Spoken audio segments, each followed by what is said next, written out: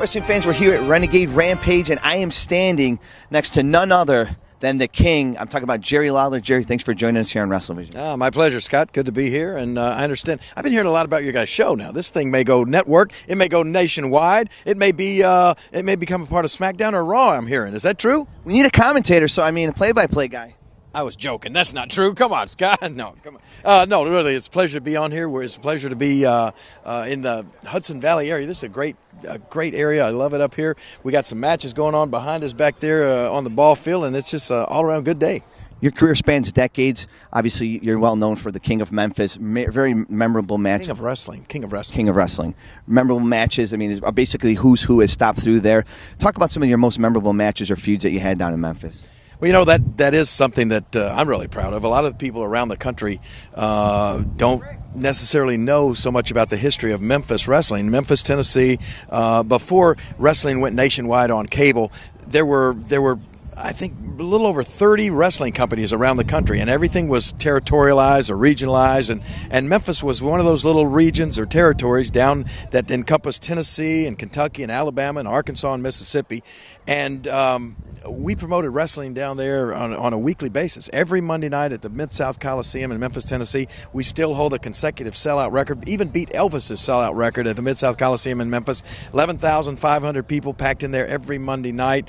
It was just tremendous. And as you said, and what I'm most proud of, is it veritably became a who's who of wrestling. Almost everybody that you have ever heard of or hear of to this day in the WWE either started or came through Memphis wrestling, and I fortunately got to wrestle just about all of those guys. And so, I mean, you know, when you talk about some of the matches I've had, it's been, I mean, you name them, from Andre the Giant to the Hulk Hogan's to the Ric Flairs to the Dusty Rhodes to even the young guys like Kurt Angle like a lot of people don't realize Kurt Angle got to start right there in Memphis. The Rock got to start right there in Memphis. I had memorable feuds with the Rock's dad, Rocky Johnson, there.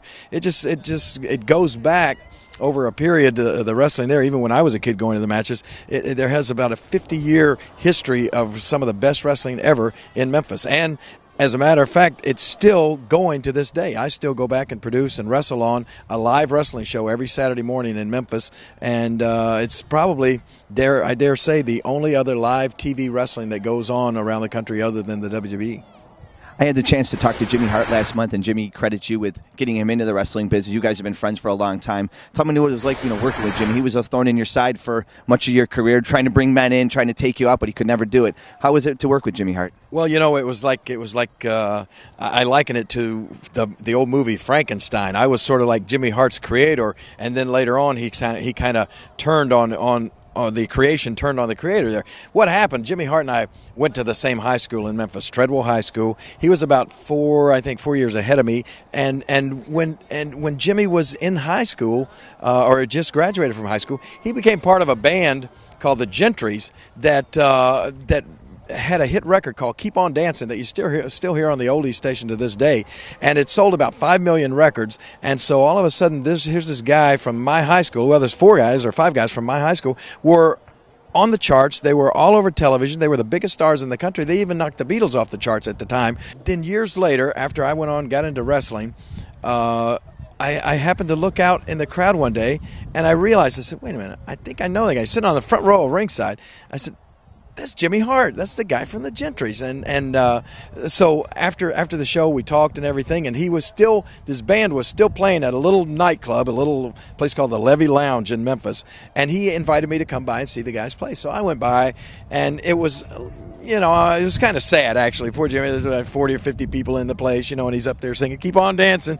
And so he told me about the fact that he loved the wrestling and everything. Anyway, an idea came up that he and I should get together and make a record. And so what we did, we got some musicians together. I went in the studio with Jimmy, and we did this record called Bad News, which sort of fit my persona at the time.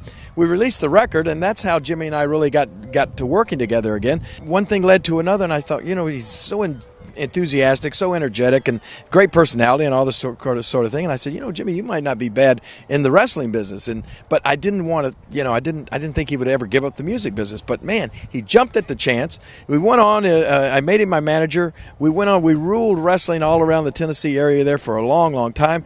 And then one day I was out on a Sunday, my only day off of the week, and I went out with a bunch of my friends, and we were playing tackle football at my old high school. And some guy came in. I was running with the ball. Some guy comes in, throws a chop block on me, and broke my leg. Right? I mean, seriously broke it, where I had to have 2 surgeries on it, and I was going to be out of wrestling for about a year. And here's Jimmy Hart out there, and he's got my crown. And he's got a guy named Paul Ellering, who later went on to become the manager of the Road Warriors. He's got this guy named Paul Ellering, Jimmy Hart, saying, "What do you do when a thoroughbred horse, when he breaks his leg? You shoot him. You get rid of him. You go on to something else." And so he puts my crown on this Paul Ellering's head, and he dumped me, just like, I guess it was, he thought, I've lost my meal ticket, so I got to find something else. And so that's where we went our separate ways. For a long time, we weren't on the same page. But believe it or not, now we're back together again. Jimmy Hart is once again managing me down in Memphis, so it's kind of come full circle now. More a long story, wasn't it? Wow. That's all right, though. It's a good story.